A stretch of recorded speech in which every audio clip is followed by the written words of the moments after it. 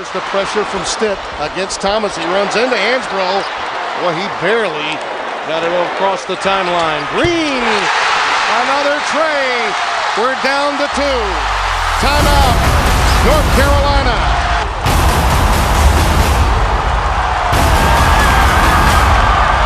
From the start that could not have been any finer. North Carolina is the 2009 national champion.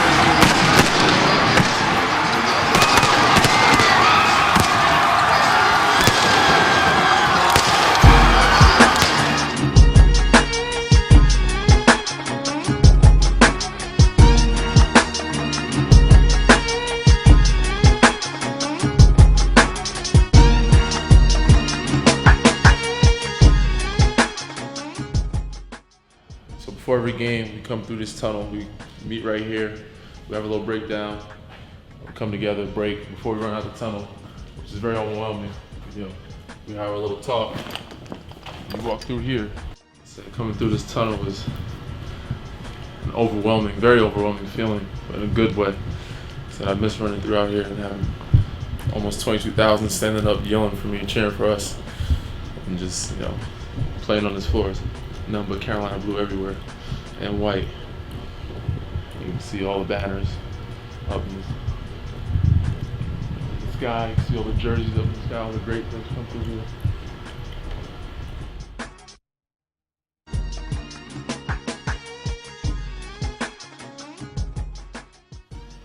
So as you can see when we walk in this building, just the colors, the space, the area, it's kind of overwhelming.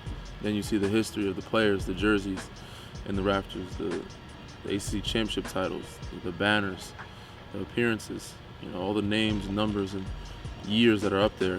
You know, it's very overwhelming.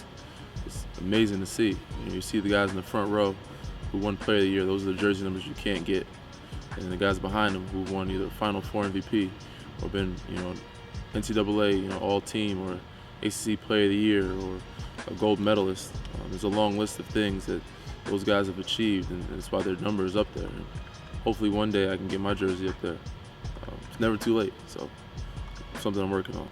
You know, it's a big thing for me. So coming up, growing up as a Carolina fan, you know, and be able to go to school here, and be able to come back here and be looked up to by these young kids is an amazing feeling. And have these kids come out every year and out, progressing, getting better, and looking forward to seeing me. So many greats have come through here. So many greats have run, you know, camps. So many greats have run clinics, and for me to be able to do that, you know, says a lot about where I've come from and how far I've gone. Still a lot more to achieve, a lot more to get done, but you know, to put myself in that position, to be able to, you know, host a camp, you know, here, it's a big deal. You know, Coach Williams has thousands of kids every year. You have Kenny Smith's camp, you know, Sam Perkins, Eric Montross. There's so many camps that guys run here, and to be able to be alongside those names, you play alongside them or play in the same arena, same jersey those guys have put on, hold a clinic or a camp in the same area those guys have, you know, held their camp. So it's a pretty big deal.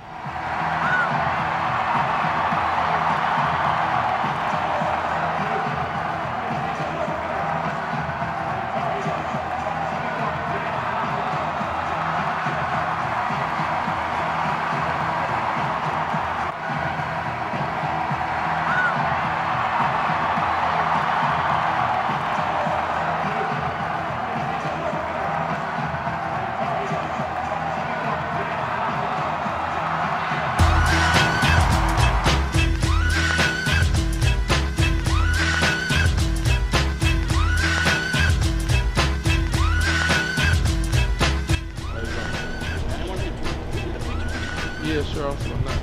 You at camp today? You were in camp today? No. This is a baseball player, Dude. man. He's Oh my God. I told you to take that off. You want to let that one go, that sticker. You're on the wrong campus to have that sticker on. Told him.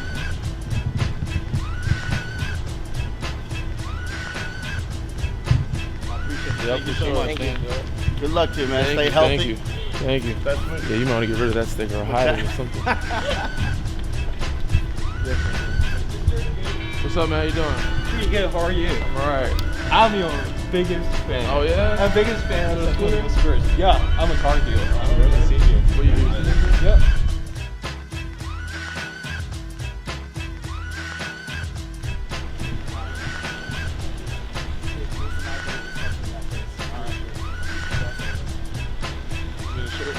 Did you know I was coming through here or something? No, I had no idea actually. You was on Franklin Street? Yeah.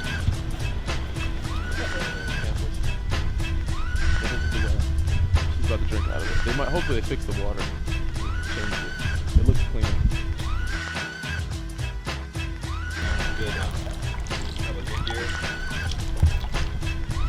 Straight A's, kid. That's what you get. Franklin Street is kind of crazy, especially during Final Four time. So an hour before we won national championship, this is 2009. This is what the street looked like. This is what it looks like after. As you can see, even after Duke games, they get like this too. Kind of crazy. They got a little fire, little bonfires, people jumping over there, climbing the poles, flipping cars. That's the most recent one in 2017. So it gets crazy. Even on Halloween, they let people dress up. They used to anyway. They stopped it. They have more cops monitoring.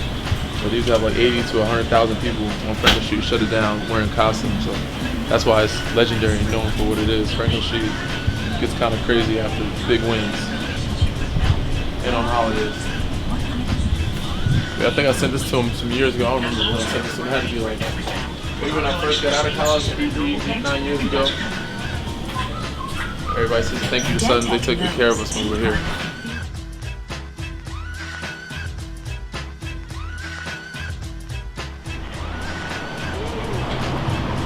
How you doing, Dan? Good, how you doing? Good to see you.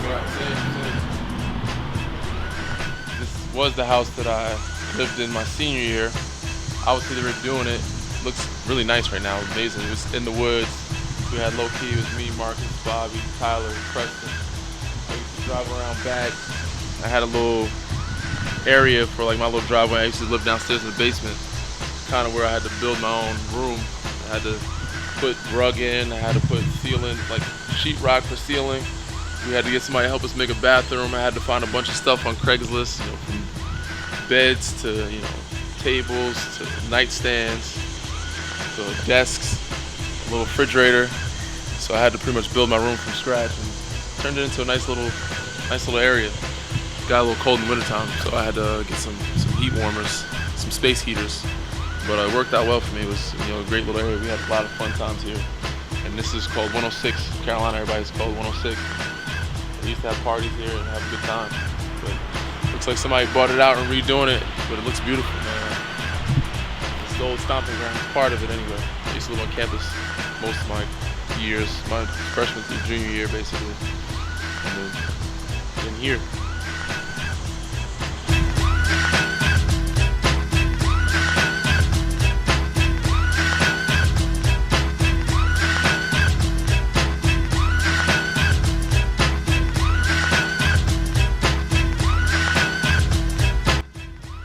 Good to be back home, especially when it looks like this.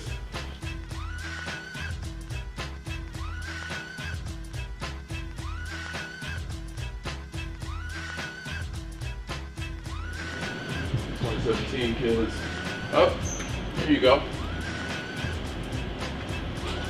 I think this is us. Yep. So we had always had the big Carolina symbol on our rug. Before they changed the locker room. When they weren't allowed to step on the NC, it was bad luck. But before every game, we would pray. That's Coach Williams, Ty, Tyler Zeller. I think Bob was over here, Larry Drew. There's your boy right there. Will Graves, Dion is over here. I think Wayne is over there somewhere. Marcus. Yeah, it was long ago.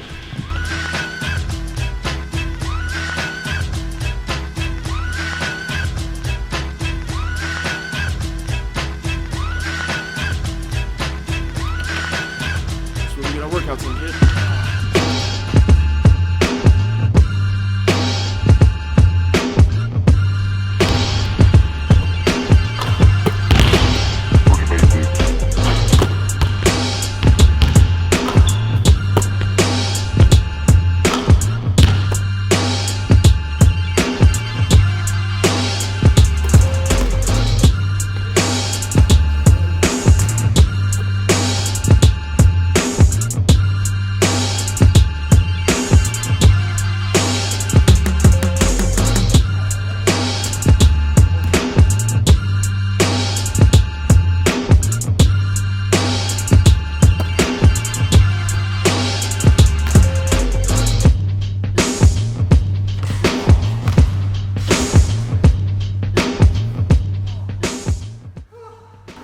as you walk through the hallways, you can see, you know, the tournaments, the first-round draft picks. You can see, you know, the national championships that we won. You know, the greats that are on the wall that have won Player of the Year, or, you know, NBA champion or gold medalist. The guys that have come through here and made, you know, a hell of a career for themselves after leaving here. The locker room is amazing. All this stuff wasn't here when I was here, but it's amazing to see how they put it together. And you know, these young guys are benefiting from it, but that's why we, you know, put the work in. That's why we win so many games, is for the younger generation to be able to enjoy it. So you see the hot and cold tubs, you see the theater room, you see the jerseys in the hallways, the guys that have made it to the NBA, all the, you know, professionals, and then you have the museum, which is ridiculous. It's crazy to see all the stuff they have in there, you know, all the trophies, the rings, the shoes, you know, I said the banners, the players that have come through here. Those are, you wouldn't even remember or, you know, forget about a lot of times. We have so many guys that have come through here. A lot of them not top name guys or Hall of Famers. There's really great players here and in the NBA, and even some guys overseas. So I said it's an amazing feeling to walk through these hallways and through that tunnel and to be in this gym again, whether it's for camp or, you know, just being here with a reunion with those guys.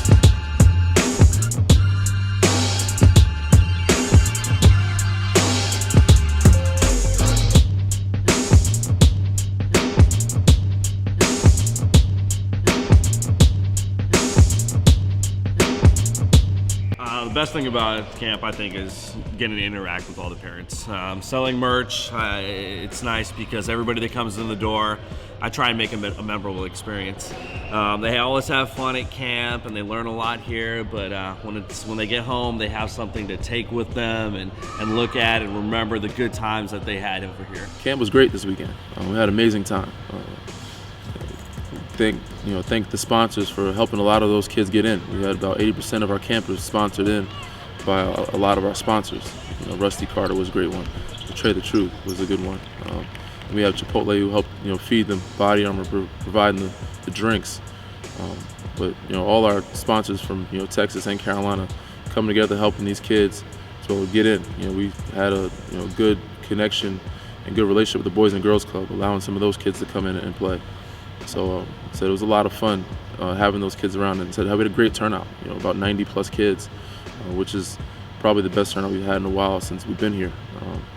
So you know, it was good to see we get some of the love, or a lot of the love, back from the community here. Since I was a kid, man, I was always a Carolina fan. My dad was a Carolina fan. You know, we watched Sheed and Stackhouse and all those guys play when I was a little one. So once they started recruiting me, it was an easy decision for me. I've always wanted to come here, and when I got here, it was just a dream come true, to be able to step on this floor. I said, play for Coach Williams, you know, who's a god to me and my family, and play for a guy like that. So it was amazing once they started recruiting me. Once I got a chance to go here, I don't care if I made the NBA or not, you know, be able to go to Carolina and graduate from Carolina, I thought was more than enough achievement for me and my family. So, you know, I was just lucky. I was very blessed as a kid or a young teenager to be able to have that opportunity and be a part of the Carolina alum. You know, and these guys that call me brothers. You know, you got Vince Carter coming up to you and, you know, saying hello, showing you a lot of love, giving you a hug, or even Michael Jordan. When I see him, they show a lot of love. Jerry Stackhouse, Sheed, you know, Shammond Williams. The list goes on. Even my brothers that were here, you know, Tyler Hansborough, Ty Lawson, Marcus Ginyard, you know, Bobby Frazier, all those guys. The guys before me, Sean May, Raymond Felton. You know, and the guys after me, you know, Harrison Barnes, John Henson, Tyler Zeller. You know, there's a lot of guys still in the league that are doing well, but all those guys are my brothers, and we still, you know, keep very much in contact. And even the guys overseas, Deion Thompson, even the guys that I left early, Alex Stevenson, Larry Drew, they're all still part of the Carolina family. We see each other, we show a lot of love, and you know, it's amazing to be a part of that brotherhood. You know, before to wrap it up, I just want to give a big shout out and a big thank you to all the sponsors for all the camps, not just Carolina, but Texas as well, New York, everywhere. You know, they did a great job. You guys made this happen. Be able to have all these kids come in, put smiles on their faces, and have them attend camp and learn some basketball, but also be able to interact with me, you know, have some fun, and, you know, play against me. So big thank you to all the sponsors that, you know, sponsored all these kids throughout all the states in Texas, North Carolina, New York. You know, hopefully we continue to do this, you know, for years to come. So thank you once again.